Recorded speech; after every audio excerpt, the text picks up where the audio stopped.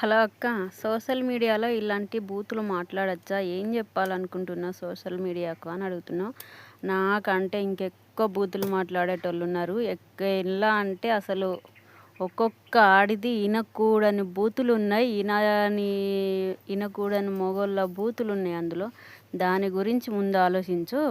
నేను పెట్టిన చిన్న గింతంత వీడియోకు అదేదో 2 బూతులకు నువ్వు కామెంట్ పెట్టనవసరం లేదు.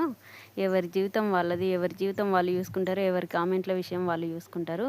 నువ్వు మాత్రం నాకు కామెంట్ పెట్టి నువ్వు సోషల్ మీడియాలో ఏమవుదాం అనుకుంటున్నావో ముందు అది కానిచ్చుకో. ఓకేనా అక్క?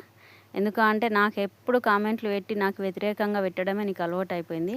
ఆ వ్యతిరేకంగా పెట్టి నువ్వేం సాధించాలి అనుకుంటున్నావో ముందు దాని గురించి నాకు కామెంట్ చేయి. ఓకేనా?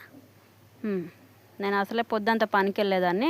మాకు షాప్ లేదు అమ్ముకుందామంటే, కిరాణా షాపు లేదు, అలాగే పండ్ల షాపులు లేవు మీలాగా అమ్ముకొని తినడానికి. పొద్దున పనికి వెళ్తే సాయంత్రం ఇంటికి వస్తాం. ఉండేది 4 రోజులు. ఈ 5వ నెల అయిపోయిందంటే 6వ నెల నుండి మళ్ళీ మేము పనులకు వెళ్ళాల్సిందే డైలీ. మళ్ళీ 3వ నెల వచ్చేసేపు వెళ్తాము.